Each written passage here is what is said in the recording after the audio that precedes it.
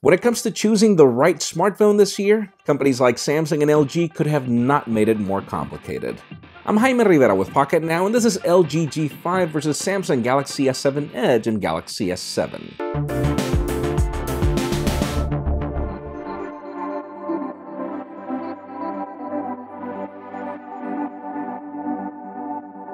Samsung and LG are both in very different stages with their respective flagship offerings.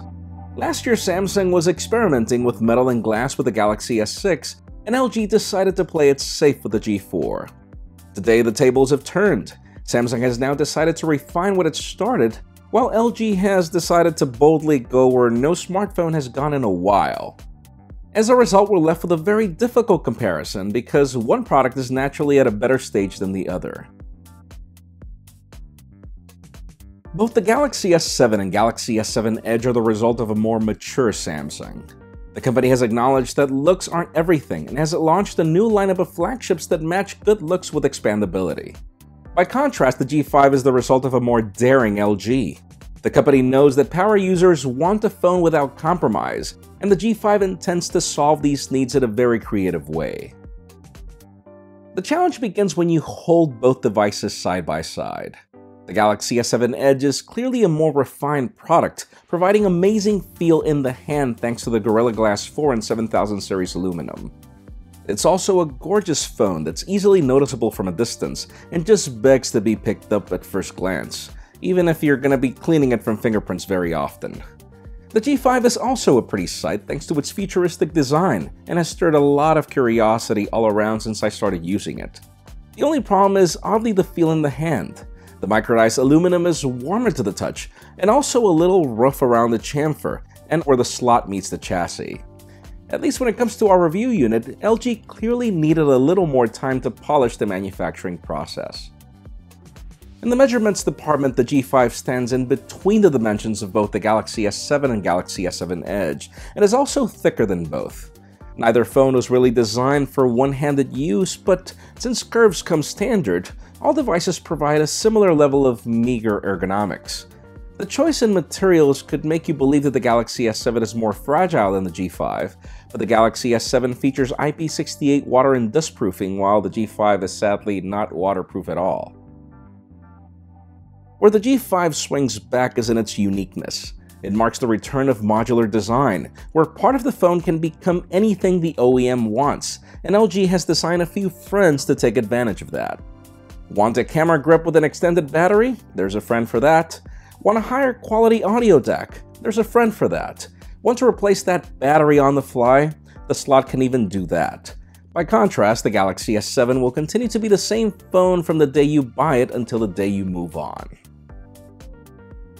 The battle of the displays is where the challenge gets tough for LG. Both displays are equally gorgeous and pixel-dense at Quad HD resolution, and the G5 actually does a better job at accurate color reproduction. The problem is that even with LG's claim of 900 nits in maximum display brightness, the G5 seems to have a dimmer display when compared to the Galaxy S7. You actually have to boost it almost to 70% brightness to match the Galaxy S7 at 50%, and it even seems to take a second to fully power on from standby.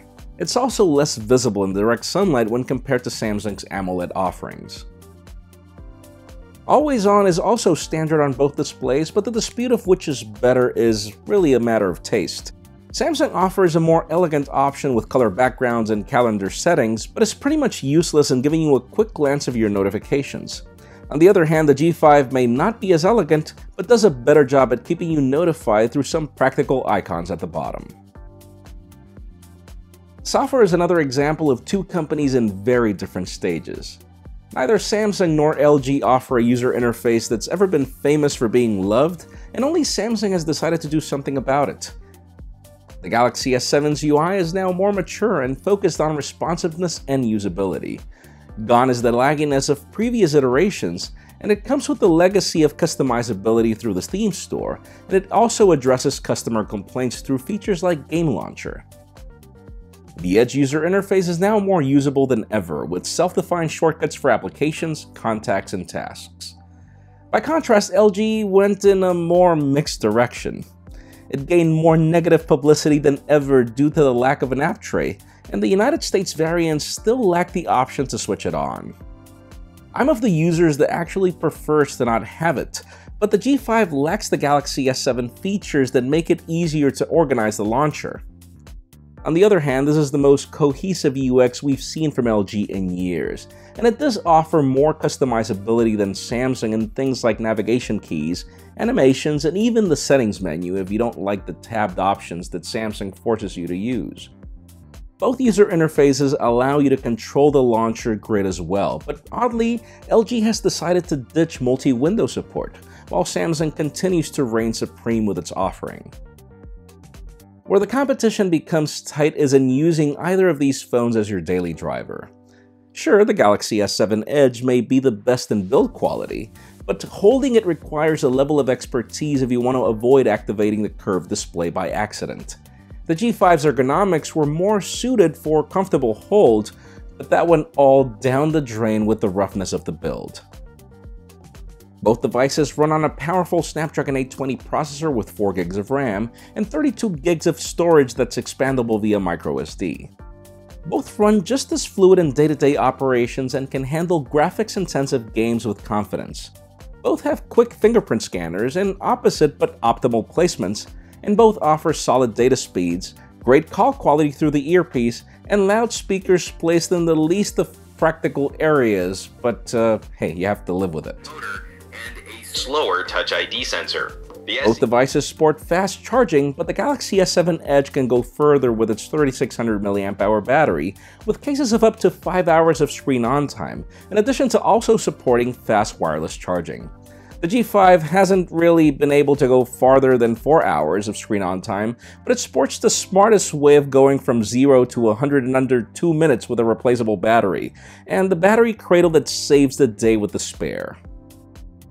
The toughest challenge left is the camera, and one where we really can't declare a winner.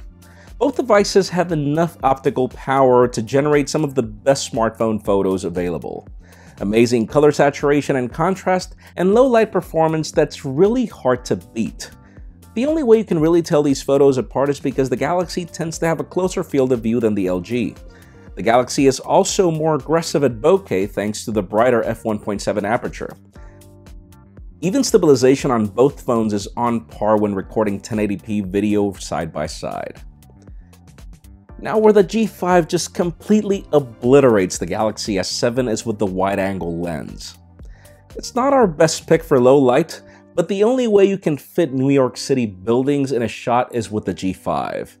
The level of versatility is simply unmatched, and it's great to not have to depend on a case or a spare lens to achieve these results.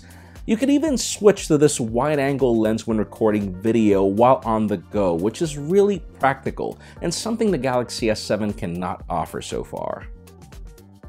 Overall, this is one of the toughest comparisons ever.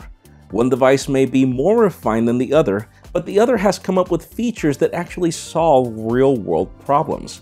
As much as I personally prefer the feel of the Galaxy S7, I find it really hard to leave the G5 behind just because of the added flexibility.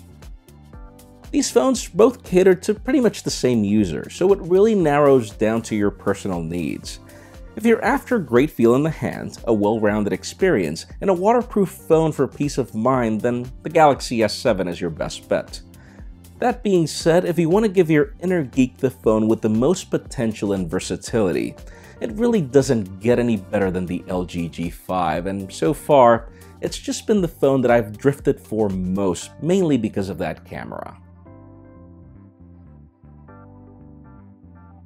Folks, our review of the Galaxy S7 and Galaxy S7 Edge have been live for weeks, and our review of the G5 will be live very soon. So make sure you follow us on social media and hit that subscribe button down below for more videos like this one. In addition, you can also catch our videos on Vessel at vessel.com/pocketnow. You can follow me on Twitter at Jaime_Rivera or on Instagram at Jaime Rivera. Please give this video a thumbs up if you like what you saw. I am Jaime Rivera. Thank you very much for watching. We'll see you on the next video.